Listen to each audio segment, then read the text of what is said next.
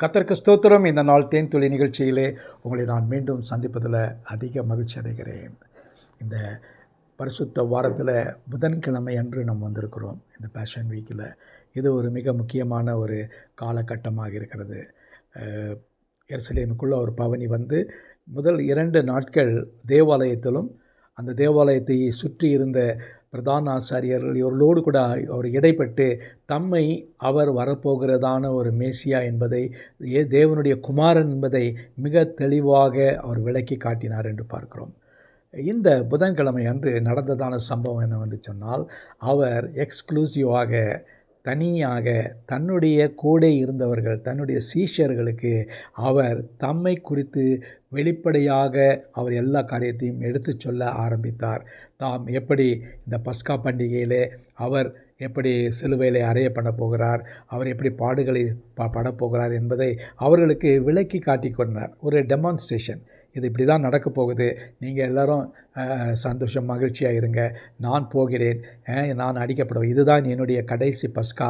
ஆகவே நான் இந்த நேரத்தில் இந்த பஸ்காவை உங்களோடு கூட ஆசரிக்கிறேன். இதன் பின்பு நான் இந்த திராட்சரசத்தை இந்த பூமியிலே நான் பானம் பண்ண மாட்டேன், பிதாவினுடைய ராஜ்யத்திலே அதை நான் பானம் பண்ணுவேன் என்றெல்லாம் விளக்கி சொல்கிறார். சீஷர்களுக்கு இது குழப்பமாக இருந்தது.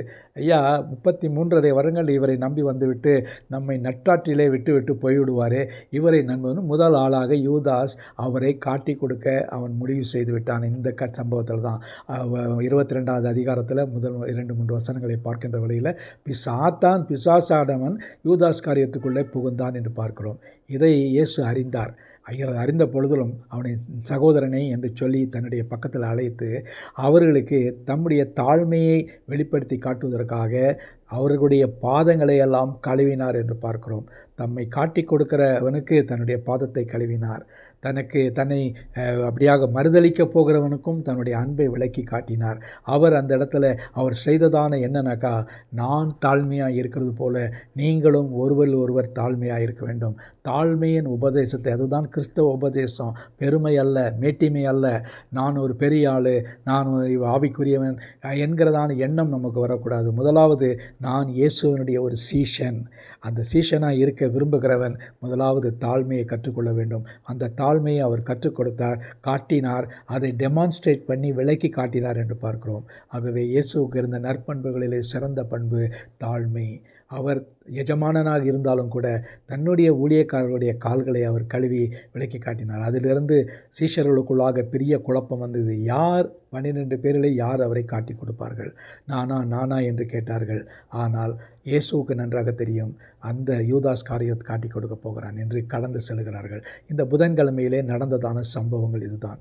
1 to 1 தன்னுடைய சீஷர்களோடு கூட இப்படிப்பட்ட நடக்கணும் என்று சொல்லி ஒரு பர்சனல் கைடன்ஸ் கொடுத்தார். பல தனிப்பட்ட ஆலோசனைகள் கொடுத்தார். இங்கேயும் வெளியில் போய் பிரசங்கம் உபதேசங்கள் எல்லாம் செய்யவில்லை. அவர்களோடு கூட அந்த 24 மணி நேரத்தை செலவழித்தார் என்று பார்க்கிறோம். ஆகவே இப்படிப்பட்டதான ஒரு அன்பின் ஆண்டவர் நமக்கு இருப்பதற்காக கர்த்தரை துதிக்க வேண்டும், ஸ்தோத்திரிக்க வேண்டும், அவரோடு ஐக்கியப்பட வேண்டும். அவர் நம்மை நம்புகிறார், நாமும் அவர் மீது விசுவாசம் வைத்து அவரை நம்ப வேண்டும். அப்படி செய்வோம் என்று சொன்னால் உண்மையாகவே நாம் அவருடைய சீஷர்களாக இருப்போம். இல்லாவிட்டால் சாதாரண கிறிஸ்தவர்களாக இந்த உலகத்திலே கடந்து சென்று விடுவோம். அவருடைய சீஷன் என்று சொன்னால் குரு என்ன செய்தாரோ அதையே செய்ய வேண்டும். நாம் அதை பின்பற்றுவோமா? நல்ல ஆண்டவரே, இயேசுவை போல நாங்கள் வாழ எங்களுக்கு உதவி செய்யுங்க. அவர் காட்டி சென்ற முன்மாதிரியை நாங்கள் பின்பற்ற எங்களுக்கு உதவி செய்யுங்க. எந்த எதிர்ப்புகள், எந்த கசப்புகள், எந்த ஒரு சோர்ந்து போகிற நிறைகள் வந்தாலும் கூட ஆண்டவரே, நீர் எப்படி நடந்து கொண்டீர் என்பதை நாங்கள் ஆண்டவரே பார்த்து அதை கற்றுக்கொள்ள எங்களுக்கு உதவி செய்யுங்க. மீட்பர் இயேசுவின் நாமத்தில் ஜெபிக்கிறேன் நல்ல பிதாவே. ஆமேன், ஆமேன். கர்த்தர் உங்களை ஆசீர்வதிப்பாராக. இந்த நாள் ஒரு மகிழ்ச்சியும் சந்தோஷமான ஒரு நாளாக அமையட்டும்.